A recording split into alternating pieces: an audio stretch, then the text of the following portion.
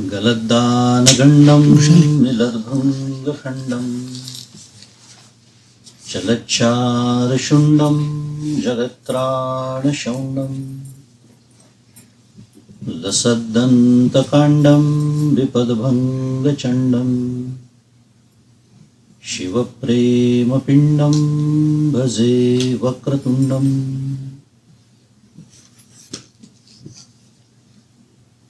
अहं निर्विकल्पो निराकाररूपो विभुर्व्याप्य सर्वत्र सर्वेन्द्रियाणां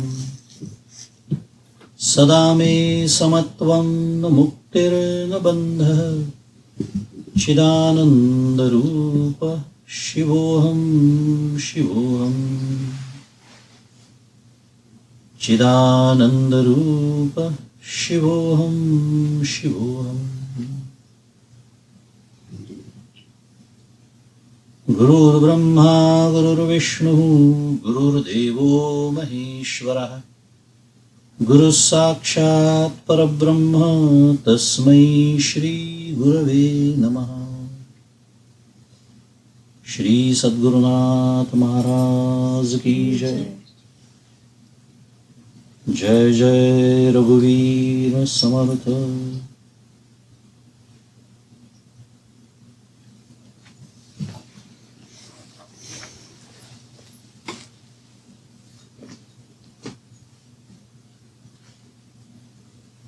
मेरे सद्गुरु परम पूज्य डॉक्टर श्री कृष्ण दत्तात्रेय देशमुख, हम जिसे प्यार से जिन्हें हम प्यार से डॉक्टर काका करके बुलाते हैं, उनके चरण कमलों वंदन करता हूँ। परम पूज्य मंदाताई गंधे, इन्हें भी वंदन करता हूँ। आप सबको सप्रेम अभिवादन करता हूँ। हिंदी में बात करना तय हुआ है और हमारे सामने दो पर्याय है। एक तो क्वेश्चन आंसर जिसे कहते हैं, आप सवाल पूछे, कुछ आपके मन में कुछ है तो मैं जवाब दे सकता हूँ। दूसरा पर्याय ये है, हमने जो विषय जो पहले बोला था उसके बारे में कुछ बात किया जाए, फिर बाद में आपके मन में जो प्रश्न आएंगे उनके फिर हम उत्तर देने का प्रयास करेंगे। तो मुझे लगता है दूसरा पर्याय ज़्यादा अच्छा है। आप क्या बोलते हो विक्रम? आप कुछ कहिए पहले 10 मिनट में, फिर हम ठीक प्रश्न पूछेंगे। वेरी गुड, ठीक है। मैं थोड़ी संक्षिप्त से बात करूंगा, संक्षिप्त रूप से बात करूंगा, क्योंकि हमारे पास समय कम है। जिस तरह से मैं साधारणतः इस विषय को सामने रखता हूँ उतने स्पष्टीकरण से मैं बात आज नहीं करूँगा, क्योंकि आपके मन में जो प्रश्न है उसके लिए कुछ हम समय बचा के रखेंगे। तो सुख की खोज, दृष्टि और अनुभूति, ऐसा उसका हिंदी में शीर्षक हमने दिया था। लेकिन इस विषय की संकल्पना जो है वो सुख के बारे में है, जैसा नाम विषय का है। क्यों? क्योंकि हर आदमी को नहीं तो हर प्राणी मात्र को, इस दुनिया में जितने भी प्राणी, मनुष्य तो है ही, लेकिन मनुष्यतर प्राणी जो है, कुत्ता होगा, बिल्ली होगी, कोई भी होगा, हर एक प्राणी की हर एक जो क्रिया होती है उसके पीछे सुख की अपेक्षा होती है। आप बैठे बैठे आप थोड़े से हिलते हो, बराबर? क्यों? ओ, पैर में थोड़ा सा दुख रहा है, उसको हिला के देखते हैं, हाँ अभी अच्छा लग रहा है। अब यहाँ पे तो ज़्यादा भीड़ नहीं है, लेकिन अगर जो बात कर रहा है उसको वक्ता बोलते हो, उस वक्ता अगर आपको दिखता नहीं है तो आप थोड़े से आगे, कोई अगर सामने बैठा हो तो आप थोड़े से हिल लेते हो, हाँ अभी अच्छा लग रहा है, अभी दिख रहा है कौन बात कर रहा है। इतने छोटी छोटी चीज़ों में हम सुख ढूंढ रहे हैं, क्योंकि ये जो आदमी मेरे सामने बैठा है ये मेरे सुख के बीच में आ रहा है, क्योंकि मुझे उतना सुख नहीं मिल रहा है, क्योंकि जो बात कर रहा हूँ दिखता ही नहीं है। तो फिर हम यहाँ आए किस लिए, है ना? हम थोड़ा सा हिल लेते हैं। विषय ये चल रहा है कि हमारी छोटी छोटी चीजों, कोई भी हमारी सोच हो, सोचना, हमारा विचार भी हो, वो सुख के लिए ही चल रहा है। कोई बड़ी बात नहीं है, इसके लिए कोई शास्त्र की जरूरत नहीं है। गाय हो, भैंस हो, कुत्ता हो, बिल्ली हो, आप डंडा लेके जाओ, गाय भाग जाएगी। चारा लेके जाओ, आएगी। उसे भी समझ में आता है, उसके उस गाय को भी समझता है, कुत्ते को भी समझता है, बिल्ली को भी समझता है। कोई भी प्राणी मात्र हो, कितनी छोटी चींटी भी हो जाने वाली, उसको भी सुख समझता है और दुख भी समझता है। और सबको सुख ही चाहिए, दुख नहीं चाहिए। आज तक मुझे तो कोई मिला नहीं कि जो हाथ पर करके बोल गए, श्रोताओं में जो बैठे हैं कि नहीं नहीं मुझे दुख चाहिए। तो मैं अभी भी वंदन करने के लिए तैयार हूँ उस आदमी को, क्योंकि ऐसा एक ही नाम आज तक सुनाई दिया है। उस कुंती का उदाहरण है महाभारत में, जिसने दुख मांग के लिया था गोपाल कृष्ण से, भगवान गोपाल कृष्ण से। वो क्यों मांगा था वगैरह बात अलग है, वो अलग से स्टोरी है। लेकिन हमें सबको सुख चाहिए। और एक बात है, दुख नहीं चाहिए। ये दो चीजें अलग है। सबको सुख चाहिए और दुख नहीं चाहिए, ये हमारा प्रॉब्लम स्टेटमेंट है। अब इतनी, अगर पूरी दुनिया में अगर एक चीज है तो वो सुख है, और सुख चाहिए इसका मतलब ही दुख नहीं चाहिए। तो सवाल ये उठता है कि हमें सुख मिला या नहीं मिला आज तक। अब इसका उत्तर भी कभी हाँ कभी ना ऐसे होता है, क्योंकि अगर सुख नहीं मिलता तो हम सब लोग कभी ये संसार, ये प्रपंच नहीं करते। सुख मिलता है, ऐसा नहीं है नहीं मिलता है, लेकिन एक बात अटल है कि हमें जितना सुख चाहिए, हमें जब चाहिए, हमें जैसा सुख चाहिए, और वो भी दुख के साथ नहीं चाहिए, ऐसा सुख हमें आज तक नहीं मिला है। अगर मैं कुछ गलत बात कर रहा हूं तो आप बोल सकते हैं आप गलत बोल रहे हैं। ये सब हमारा सबका अनुभव है, ये कोई शास्त्र की जरूरत ही नहीं। अभी शास्त्र तो शुरू ही नहीं हुआ है। सुख मिला है, लेकिन हमें जैसा चाहिए, जब चाहिए, जितना चाहिए, जिस प्रकार से चाहिए, नहीं मिला है।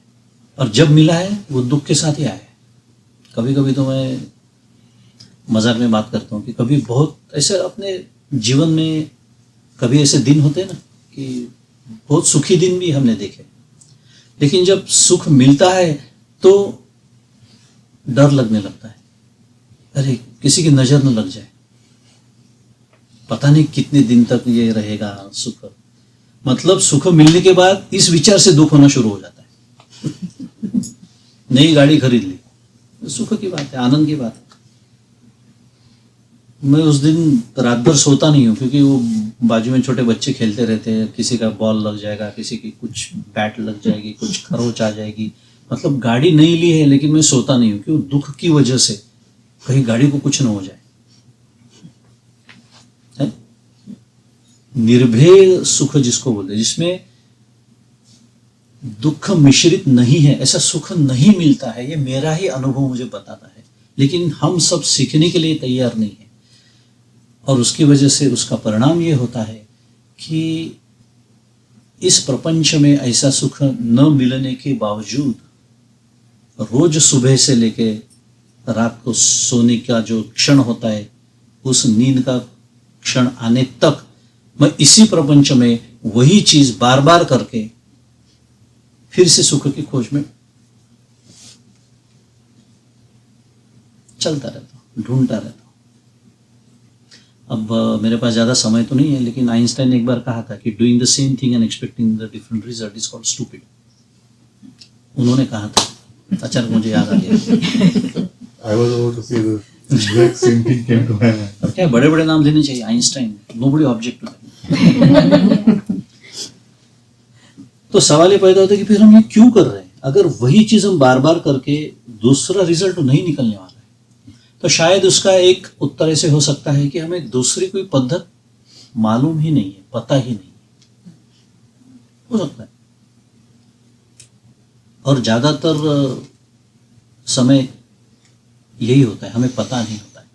लेकिन सवाल ये पैदा होता है कि ऐसा कभी सुख फिर हो सकता है कि जो किसी भी चीज पे निर्भर नहीं करता, मुझे जितना चाहिए, जब चाहिए, जैसा चाहिए मिलेगा, और वो भी दुख के बिना प्राप्त हो सकता है। अब बारी आती है अध्यात्म शास्त्र की। अध्यात्म शास्त्र जिसे परमार्थ शास्त्र कहते हैं, उसका उत्तर है, निश्चित रूप से उत्तर है, हाँ संभव है, ऐसा सुख संभव है, बिल्कुल संभव है। अध्यात्म, इस शब्द की तो हमें एलर्जी है ना।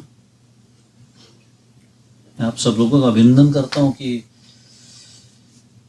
प्रवचन उन्होंने बोला था, अपर्णा ताई ने, कि प्रवचन है आज, और फिर भी आप आए, तो आपकी हिम्मत की मैं दाद देता हूं। इस कलयुग में प्रवचन, क्योंकि इतने गैर समझ जिसे बोलते हैं, इतने मिसकंसेप्शन है हमारी परमार्थ के बारे में, अध्यात्म के बारे में, कि जो शास्त्र मुझे जो चाहिए वो देने के लिए बैठा है, लेकिन उससे मैं मुंह फेर लेता हूँ, कभी उसकी तरफ देखता ही नहीं, कभी उसके बारे में सोचता ही नहीं। कभी मुझे ऐसा लगता नहीं कि भगवद गीता कभी पढ़ी जाए, कभी ज्ञानेश्वरी, दासबोध, जो कुछ पारमार्थिक हमारे ग्रंथ है वो पढ़े जाए, उपनिषद पढ़े जाए, हमें ऐसा कभी लगता ही नहीं, क्योंकि वो मुझे क्या दे सकते हैं ये कभी हमारे समझ में ही नहीं आया। अब इस शरीर को अध्यात्म शास्त्र मैंने कहा, अब अध्यात्म शब्द जैसे मैंने बोला, हमें उसका जो महत्व है वो कभी समझ में नहीं आया, इसलिए हमने कभी उसके तरफ मुड़ के देखा नहीं। लेकिन इस हमारा जो शरीर है, देह है, इसे ही अध्यात्म कहते हैं। How can you run away from it? लेकिन जो हमारा शरीर है वो अचेतन है, जड़ है, जितना कि ये टेबल है, ये बॉटल है, ये फोन है, अचेतन है, जड़ है, हमें पता है। जड़ मतलब अचेतन, अचेतन मतलब नॉन लिविंग थिंग, उतना ही ये देह भी अचेतन है। मेरे सामने आहार तज्ञ बैठे हैं, वो केमिकल इंजीनियर भी है, कल हमारी बात हो रही थी, उन्होंने यही कहा कि हम जब कोई अन्न ग्रहण करते हैं तो उसका विनियोग दो पद्धति से होता है। एक भाग जो हमारे शरीर को नहीं चाहिए वो हम सुबह उसका त्याग कर देते हैं, बराबर, और दूसरा जो भाग होता है वो दिखता है इस शरीर के रूप से। वर्चस्कम तो अन्न कार्यत्वात् यथा नात्मीति गम्यते। नैष्कर्म्य सिद्धि में सुरेश्वराचार्य जी बोलते हैं, जो आदि शंकराचार्य के बहुत महान शिष्य रहे, वर्चस्कम तो अन्न कार्यत्वात् यथा नात्मीति गम्यते तद भाग सेंद्रिय देह तद्वद निक्षते। की उन्होंने प्रश्न पूछा है कि जब वर्चस्कम मतलब विष्ठा जो बाहर छोड़ देते हैं शरीर को नहीं चाहिए, वही बात हो रही है इस वर्ष में, कि जो अन्न हम ग्रहण करते हैं उसके दो भाग होते हैं। अन्न ही है, हमने अंदर लिया, एक भाग सुबह हमने छोड़ दिया, फिर दूसरा, अब वो छोड़ दिया वो अनात्म है, अचेतन है, जड़ है, हमें नहीं चाहिए, ये समझ में आता है। वो सवाल ये हमें पूछ रहे हैं कि ये जो है वो उतना ही अचेतन जड़ है, आपके समझ में कैसे नहीं आता है? वो इसलिए कि हम शरीर को चेतन समझते हैं, क्योंकि शरीर के पीछे एक चेतन तत्व है हमारे शरीर में, इसलिए। लेकिन शरीर जड़ है, लेकिन उसके पीछे एक चेतन तत्व है। या उपाधि माझी गुप्त चैतन्य से सर्वगत ते तत्वज्ञ संत स्वीकार की, ज्ञानेश्वर महाराज कहते हैं।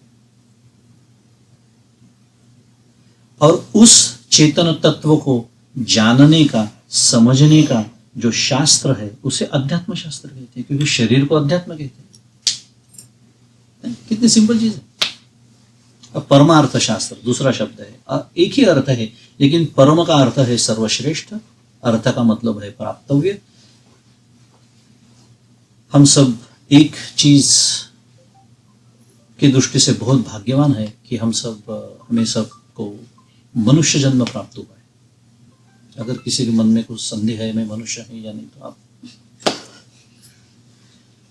आचार्य शंकरा, भगवान शंकराचार्य जी कहते हैं विवेक चूड़ामणि में कि दुर्लभम त्रयम एव एतत् देवानुग्रह हेतुकम मनुष्यत्वम मुमुक्षत्वम महापुरुष संश्रय। ये तीन चीजें हैं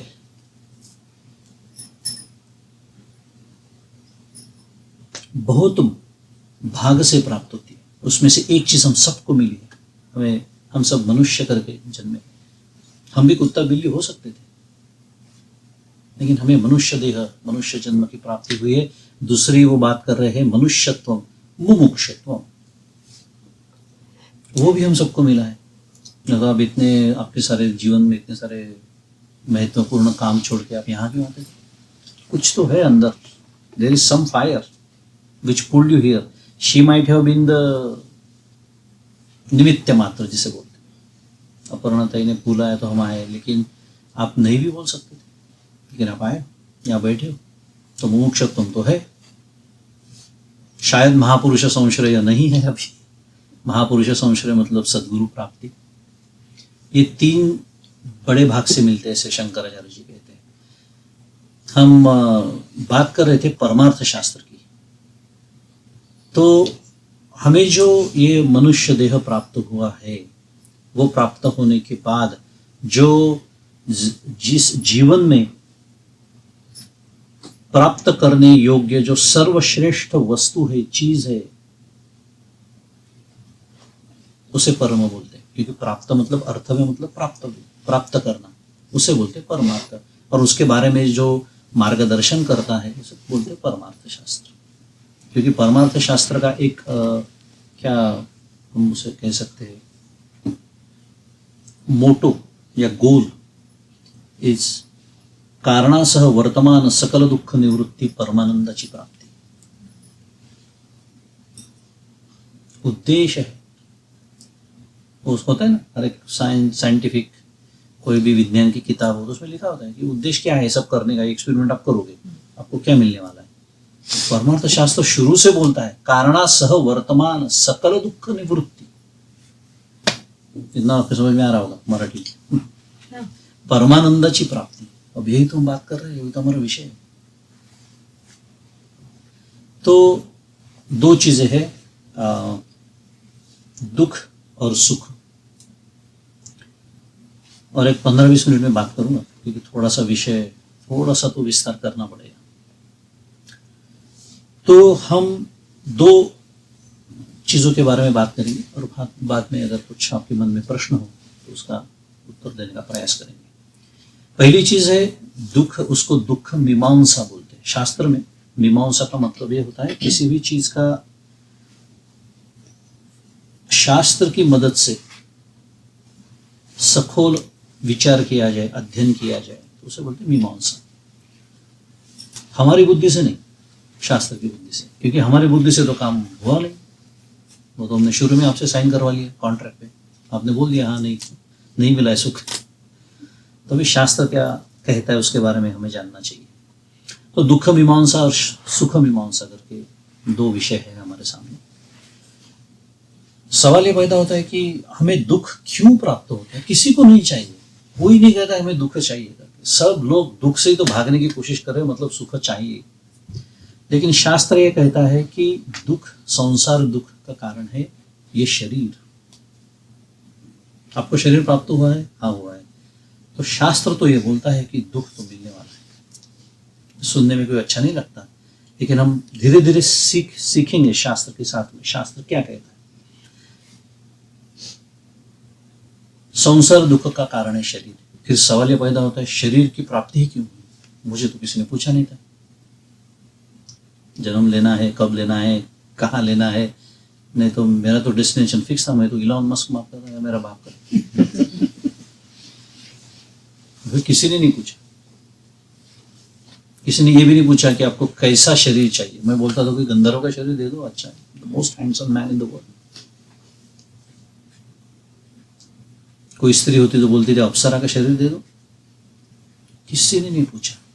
चॉइसलेस एग्जिस्टेंस बोलते उसको। शास्त्र ये कहता है कि जब अपना पाप और पुण्य समान होता है तब हमें मनुष्य देह की प्राप्ति होती है।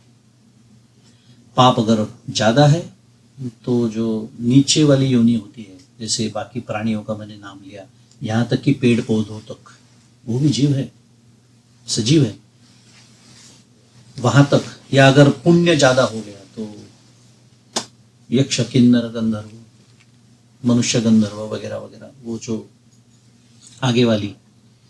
लेकिन जब ये दोनों समान समसमान होते हैं तो अचानक, और ये समसमान कब होते? अचानक। शास्त्र कहता है अचानक। कितने अचानक? जैसे मैं ताली बजा, मेरे बीच में कौवा आ जाए, दैट इज एग्जाम्पल गिवन। काकतालीय न्याय शास्त्रीय शब्द है। Basically it has extremely low probability. इसका मतलब क्या है बताएं? इस जन्म में अगर हमने जो परमार्थ शास्त्र जो कहता है, जिसके बारे में मार्गदर्शन करता है, उस चीज को अगर हमने प्राप्त नहीं किया तो कोई शाश्वती नहीं है कि हमारा अगला जन्म मनुष्य का ही होगा।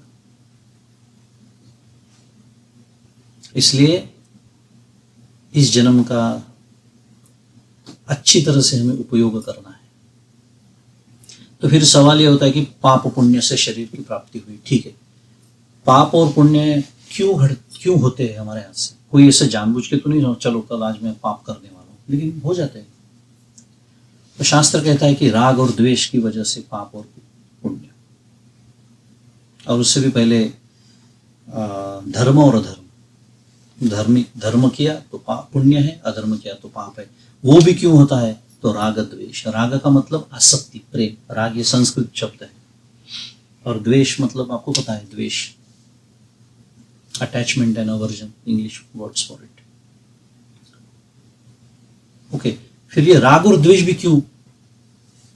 तो शास्त्र कहता है अनुकूल और प्रतिकूल। सुना है? जो चीज हमें फेवरेबल लगती है, अनुकूल लगती है, वो हम करने पे तुले होते हैं। यहां तक कि हम ये भी नहीं सोचते कि ये जो मैं करने वाला हूं, ये जो मैं बोलने वाला हूं, ये जो मैं पढ़ने वाला हूं, ये जो मैं खाने वाला हूं, ये जो मैं पीने वाला हूं, ये धर्म शास्त्र की इसे अनुमति है या नहीं। हमें मालूम होने के बावजूद हम वो चीज करते हैं, इसलिए इसको पाप कहते हैं, क्योंकि हमें वो चीज अनुकूल लगती है, उसके विरुद्ध प्रतिकूल। अब अनुकूल प्रतिकूल ये जो भाव हमारे मन में होता है, वो भी क्यों होता है? फिर शास्त्र हमें मार्गदर्शन करता है कि भेद ज्ञान, ये जो संसार में हमें भेद समझ में आता है, अनुकूल और प्रतिकूल ये भेद है, मान अपमान भेद है, सुख दुख भेद है, ये भेद ज्ञान हमें होता है। इसलिए बात की ये सब चीजें जो मैंने बोला था वो। फिर भेद ज्ञान क्यों? शास्त्र का आखिरी अभी उत्तर होता है अज्ञान। अज्ञान की वजह से हमें भेद ज्ञान होता है। भेद ज्ञान की वजह से अनुकूल प्रतिकूल, उसकी वजह से राग द्वेष, उसकी वजह से धर्म अधर्म, उसकी वजह से पाप पुण्य, समान होने के बाद मनुष्य जन्म।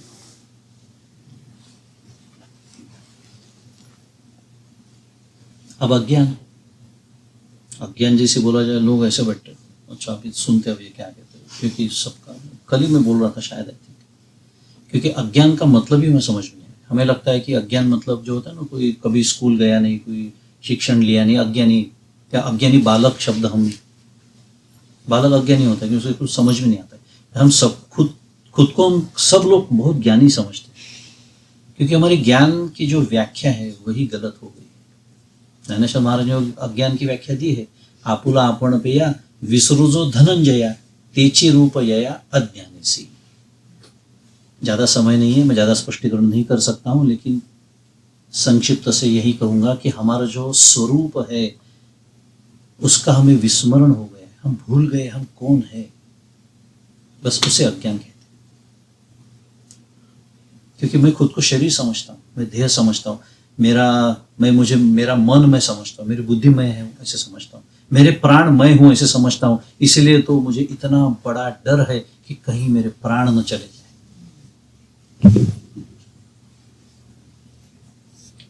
उसे कहते हैं अज्ञान। अब यहां तक तो समझ में आ गया सब। शरीर की प्राप्ति हुई है तो दुख तो है, तो लेकिन हमें तो सुख चाहिए, और शास्त्र तो कहता है कि हाँ ऐसा संभव है। तो कैसे संभव है? एक श्वेताश्वतर उपनिषद आपने सुना होगा, उसमें एक श्लोक आता है, वर्ष बोलते हैं उसको, श्रुति। जो उपनिषद में आता है उसे श्रुति कहते हैं कि यदा चर्म वदाकाशम वेष्टयिष्यन्ति मानवाः तदा देवम विज्ञाय दुःखस्यान्तो भविष्यति। संस्कृत है, थोड़ा कठिन है समझ में। उसका मतलब यह है,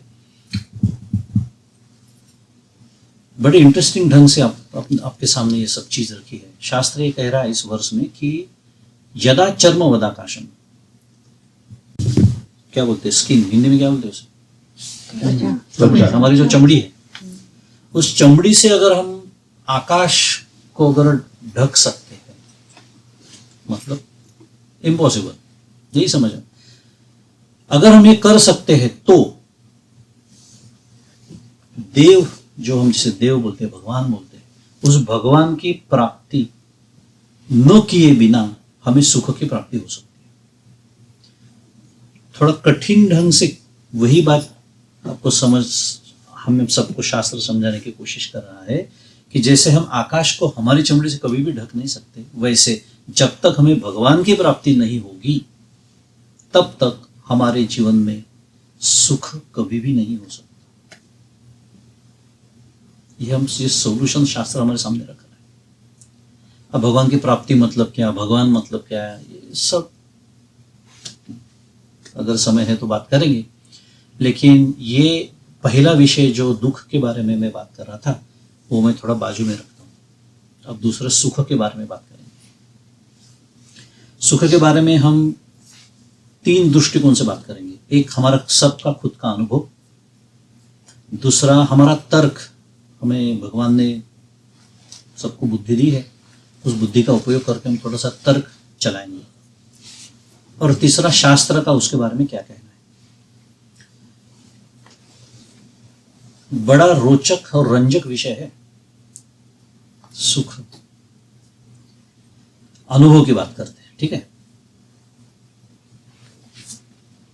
मेरा फेवरेट सब्जेक्ट है चाय, क्योंकि मेरा इसलिए है क्योंकि सबका फेवरेट सब्जेक्ट 99% बराबर चाय से। आपके चेहरे मुझे बता रहे कितना प्यारा चाय, द मोमेंट इसे चाय तो मिली भी नहीं है अभी, लेकिन मस्त गरम गरम चाय अपने हाथ में है, चाय का कप है, सोचो, सोचने से इतना आनंद मिल रहा है, सुख मिल रहा है। बस वही बात है, वही विषय है हमारा कि चाय का स्मरण भी हो जाए तो हमें इतना सुख मिलता है। उसको शास्त्र में प्रिय कहते हैं। उस सुख का नाम है प्रिय। प्रिय शब्द सबको पता है, मुझे चाय प्रिय है, मुझे कॉफी प्रिय है, मुझे ये प्रिय है, मुझे वो प्रिय। हर एक के विषय अलग अलग हो सकते हैं, लेकिन मैंने एक उदाहरण के तौर से आपके सामने चाय रखी। अब चाय का सिर्फ स्मरण हो जाए तो कितना आनंद होता है। लेकिन दिमाग में ऐसा सवाल आता है कि पता नहीं ये दोनों ने चाय रखी है या नहीं है।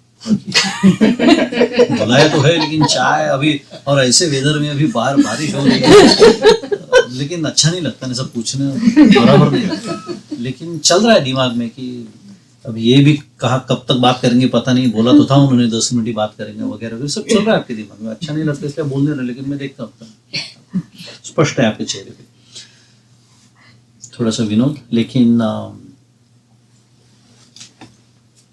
चाय का स्मरण होने से जो सुख हुआ थोड़ा सा, उसे प्रिय कहा मैंने।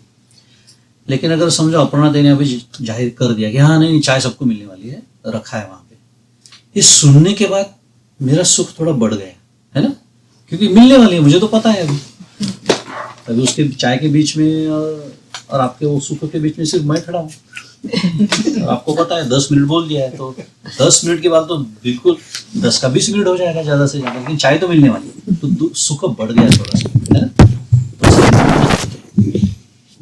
प्रिय मोद। और आखिरकार मंगेश दादा की बात खत्म हो गई, 20 मिनट हो गए, हम वहां गए और चाय वो कप में हमने ली। अब पहला घूंट चाय का हमने लिया, क्या सुख मिला, वाह वाह। उसे कहते हैं प्रमोद। शास्त्र कैसे विचार करता है, कितनी गहरी सोच शास्त्र की होती है। उसे कहते हैं प्रमोद का क्षण। यहां तक बात समझ में आई?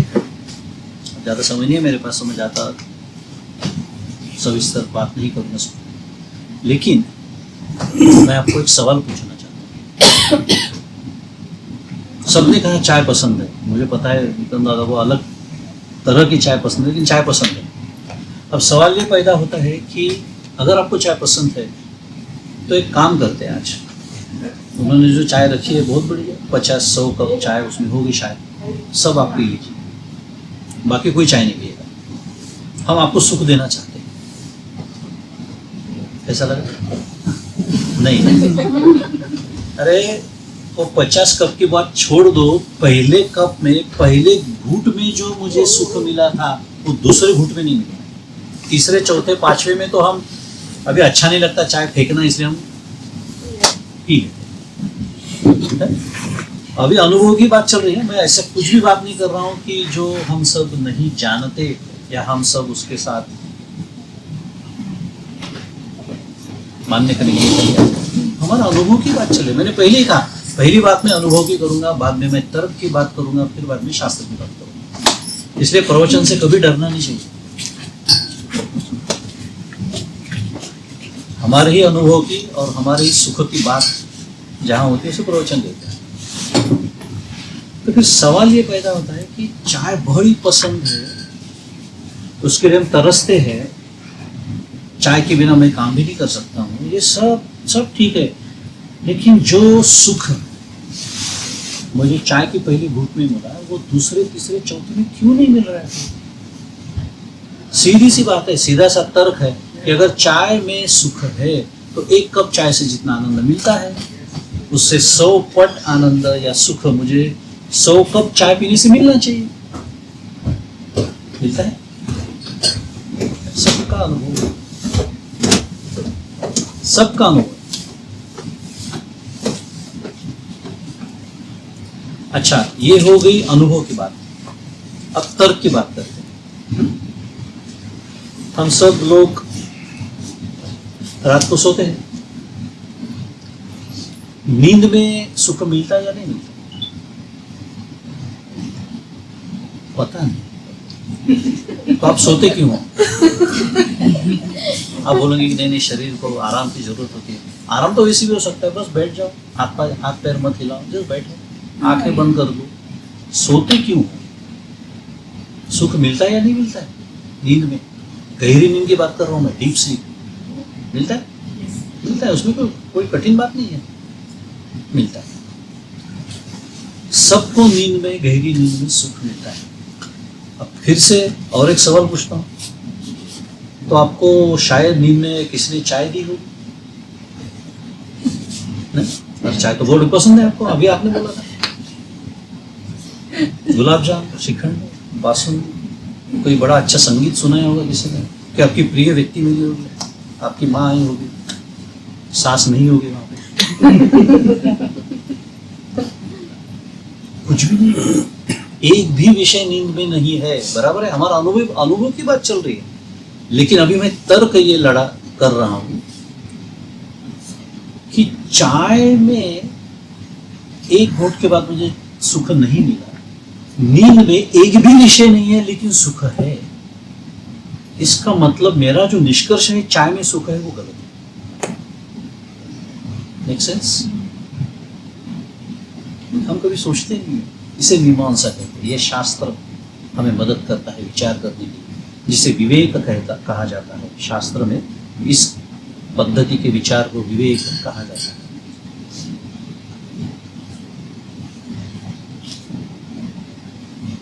तो नींद में एक भी विषय नहीं है लेकिन सुख होता है। अब यह हो गया तर्क की बात। तीसरी बात है शास्त्र की। अब शास्त्र को शरण, इसका मतलब ये तो हो गया, हमारी समझ में तो यहाँ तक आ गया कि मेरी सुख की जो व्याख्या है या सुख के बारे में मेरे जो विचार है वो गलत है। फिर सुख क्या है? शास्त्र को हम शरण जाते, उससे पूछते शास्त्र कहता है, ज्ञानेश्वर महाराज ज्ञानेश्वरी में कहते हैं, किंबहुना सोये जीव आत्मयाची नाही तेथे जे काय होय तया नाम सुख। डेफिनेशन दी है सुख ज्ञानेश्वरी, कि जब जीव और ब्रह्म एक हो जाते हैं उस अवस्था में जो कुछ भी होता है उसे सुख है। क्या होता है? जो कुछ होता है। अरे लेकिन बताओ तो सही, जो कुछ होता है। क्यों ऐसे कहा? क्योंकि जो होता है वो बताने के लिए कोई वहां पे होता ही नहीं। हमारा अंतःकरण उस समय लीन हो जाता है, उसे सरल भाषा में समाधि कहते हैं। जीव ब्रह्म के बड़ा कठिन शब्द हो गया वेदांत का, उसे समाधि कहते हैं। समाधि शब्द आप सबने सुना है, इसलिए मैं उस शब्द का प्रयोग कर रहा हूं। ये है सुख की असली भाषा, असली डेफिनेशन, असली व्याख्या।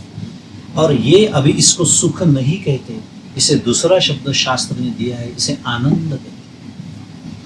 और ये फर्क है सुख और आनंद में, क्योंकि हमने शुरू में जो बात की थी 20 मिनट पहले, सुख बाहर की चीजों पे निर्भर होता है, बराबर। अगर हमारे जो रिलेशनशिप्स होती है, हमारे जो संबंध होते हैं, पति पत्नी, अगर मेरे पति मेरी जैसी इच्छा हो, वैसे उनका बर्ताव हो, तो मैं सुखी। वैसी पत्नी के बारे में, वैसी माँ के बारे में, पिताजी के बारे में, अपने बच्चों के बारे में। अगर मुझे मॉडल एक्स मिल जाए तो मैं सुखी। वही मॉडल एक्स अगर बाजू के ड्राइव पे भी दिखेगी तो मैं दुखी। गाड़ी वही, यही तो हम सीख रहे हैं कि उस वस्तु में सुख देने का सामर्थ्य, स्वयंभू सामर्थ्य है ही नहीं। अगर मेरे ड्राइव पे खड़ी है तो मुझे सुख है। नेबरहुड, उसके बारे में, अरे मॉडल एक्स, मैं दुखी हो जाता हूँ, गाड़ी उसने ली।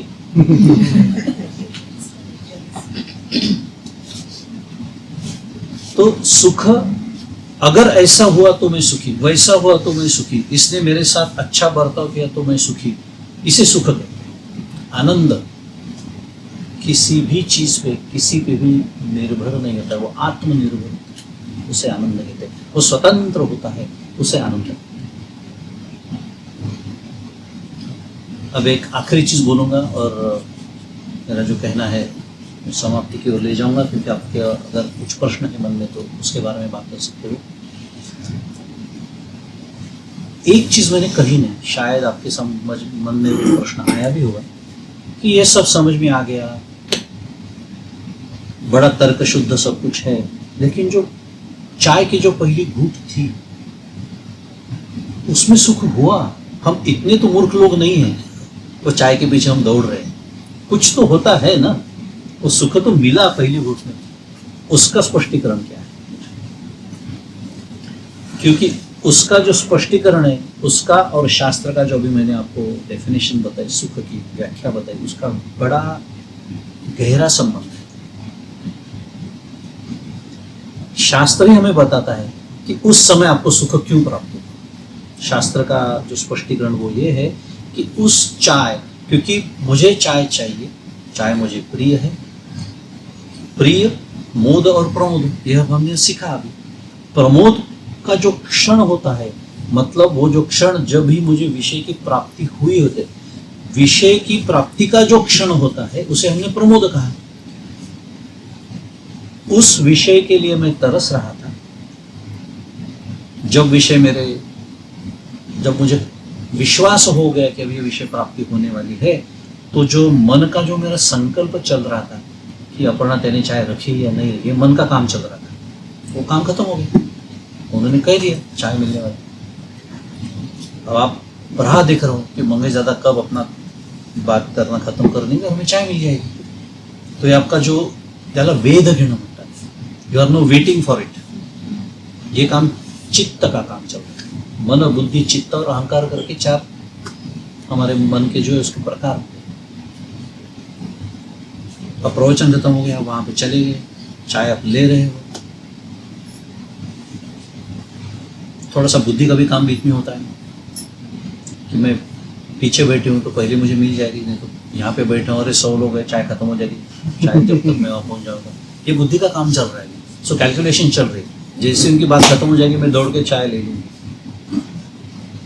ये सब खत्म हो गया क्योंकि अभी मेरे हाथ में चाय है, बराबर है। सो मन का काम खत्म, चित्त कोई काम नहीं है। अब मेरे बुद्धि को निश्चय, निर्णय लेने का भी कोई काम नहीं है, मेरे हाथ में अभी विषय है।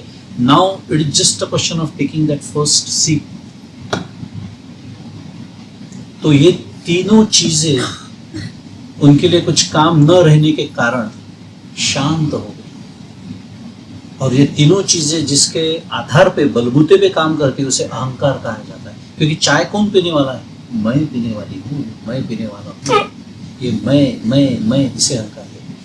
तो ये चारों चीजें एक क्षण के लिए शांत हो जाती है और तभी मुझे सुख की प्राप्ति होती है।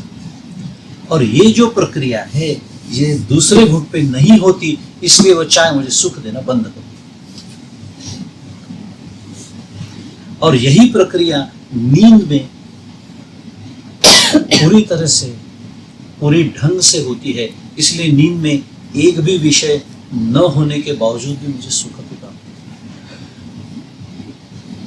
आप कुछ संकल्प करते हो नींद में, गहरी नींद में कोई संकल्प किया है?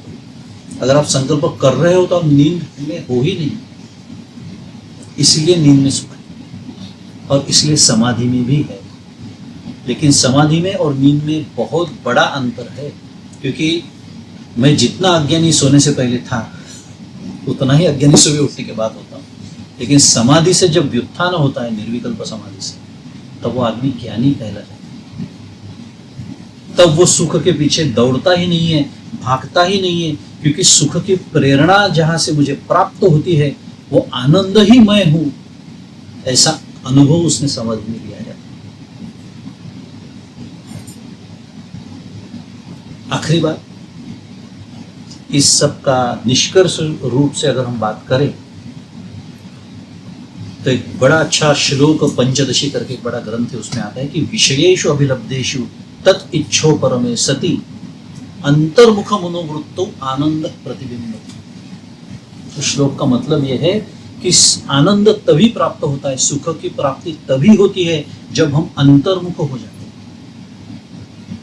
चाय का जो प्रमोद का जो क्षण है, हम अंतर्मुख हो जाते हैं। हमारा जो भी प्रिय विषय हो, मैं चाय का एक उदाहरण आपको दिया था, उदाहरण रूप से मैं आपके सामने चाय ये विषय रखा था। कोई भी विषय, हर एक का विषय अलग हो सकता है, लेकिन विषय प्राप्ति का जो क्षण है, हमें ये प्रक्रिया समझ में नहीं आती है, लेकिन वो आपो आप से होती है अंदर। हम अंतर्मुख हो जाते हैं, लेकिन वो इतना सा क्या बोलते हैं, फ्रैक्शन ऑफ अ सेकंड वो प्रक्रिया होती है कि हम उसे पकड़ नहीं सकते। और उसका निमित्त वो विषय होता है, और हमें ऐसा लगता है कि मुझे सुख, वो आनंद उस विषय से मिला है, उससे प्राप्त हुआ। और ये ज्ञानेश्वर महाराज बात उसमें करते कि तैसा हृदयामध्ये मी रामू असता सर्व सुखाचा आरामू, की भ्रांतासी कामू विषयावरी, भ्रांतासी कामू चहावरी म्हणूया आपण आत्ताच्या संदर्भात। और ये जो पंचदशी का श्लोक में बताया, वो तो बड़ा महत्वपूर्ण सिद्धांत हमारे सामने रखता है कि हमें जो सुख मिलता है, आनंद मिलता है, बड़े ध्यान से सुनिएगा, आखिरी चीज है लेकिन बहुत ही महत्वपूर्ण है, वो विषय की प्राप्ति की वजह से नहीं मिला है, इच्छा की क्या बोलते हैं, संतुष्टि, प्राप्ति से इच्छा का जो विषय है उससे नहीं मिला है, इच्छा की समाप्ति के कारण सुख। एक क्षण के लिए मेरी इच्छा ही समाप्त होगी कि चाय मुझे चाहिए, क्योंकि चाय मैं खुद उसका, लेकिन अगले क्षण मेरे दिमाग में विचार आता है, क्या अपर्णा था, कोई बिस्किट रखना चाहिए था। गया चाय का सुख, गया तेल लगाने जिसके बोलते हैं, क्योंकि दूसरे क्षण मेरे मन में संकल्प आया, अरे बिस्किट चाहिए था। वो बिस्किट है, लेकिन वो क्या, वो मारी के बिस्किट डायबिटीज वाले या कोई मिठाई रखो, है ना, होता है ना। फिर बची हुई जो चाय होती है ना, वो मुझे सुख नहीं दे सकती, क्योंकि वो अंदर जो प्रक्रिया होनी चाहिए वो नहीं हो सकती। तो क्लासिकल म्यूजिक होता है ना, शास्त्रीय संगीत लोग सुनते हैं, वो भी आप देखो, जो लोग उसमें एकतानता बोलते हैं, उसमें खुद को भूल जाते हैं। एक क्षण के लिए हम भी भूल जाते हैं, शरीर, देह, मन, ये सब शांत हो जाते हैं, मैंने पहले बोला। लेकिन ये बड़ा सिद्धांत शास्त्र में सामने रखना है, बहुत important. This is like, in my opinion, it's a quantum leap of Indian philosophy.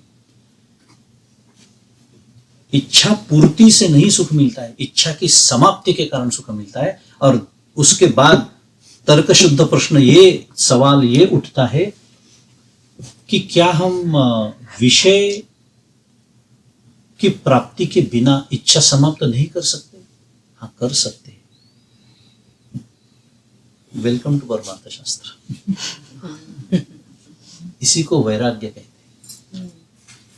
हमारी इच्छाएं कम करते करते एक ऐसा क्षण आ जाता है, ऐसा नहीं है कि वो जो जीवन मुक्त होता है, ज्ञानी होता है, वो उसे भी भूख लगती है, उसे भी प्यास लगती है, लेकिन उसके आनंद जो ब्लिसफुल स्टेट जो होती है उसको कभी कोई हिला नहीं सकता. Is always unmoved, unfazed. और ये जो इच्छा की समाप्ति होती है उसे ही मोक्ष कहा जाता है. मोक्ष ऐसे कोई एब्स्ट्रैक्ट कॉन्सेप्ट नहीं है. अभी मेरे पास ज़्यादा सवाल, अपना टाइम नहीं है बोलने के लिए, लेकिन योग वशिष्ठ में बहुत अच्छा एक श्लोक आता है उस बारे में, लेकिन अभी हमारे पास समय नहीं है उसके बारे में बात करने के लिए. लेकिन उसे आनंद कहते हैं. उसे ही जो आनंद होता है वही सत होता है, वही चित होता है. उसे ही प्योर कॉन्शियसनेस बोलते हैं, एब्सोल्यूट कॉन्शियसनेस बोलते हैं, एब्सोल्यूट नॉलेज बोलते हैं इंग्लिश में, एब्सोल्यूट एग्जिस्टेंस बोलते हैं, एब्सोल्यूट ब्लिस कहा जाता है. और वो हम सबका स्वरूप ही है. और उसे प्राप्त करने का मार्ग है, काफी सारे मार्ग है. हमारी जो भगवान की हम भक्ति करते हैं, कोई मेडिटेशन, ध्यान धारणा हो, पूजा पाठ हो, ये सब भगवान की प्राप्ति के मार्ग है. लेकिन भगवान का स्वरूप जो है वो ये है, सच्चित आनंद, और वही हमारा भी स्वरूप है. तो भगवान के एक अंश ही तो है. तो वो जब प्राप्त होता है तो आनंद की प्राप्ति होती है. फिर हमारे जीवन में दुख हो, हम जिसे अभी जो शुरू में हमने बात की थी, हम जिसे दुख कहते हैं, वो हो या सुख हो, अनुकूल हो या प्रतिकूल हो, कोई मुझे मेरा अपमान करे या मुझे बड़े आदर सत्कार से बात करे, मेरे आनंद को अभी कोई छू नहीं सकता. ऐसा आनंद आप सबको प्राप्त हो, ऐसी प्रार्थना मेरे सद्गुरु के चरणों में रखता हूँ और मेरी बात को खत्म करता हूँ. श्री सद्गुरुनाथ महाराज की जय. जय जय रघुवीर समर्थ.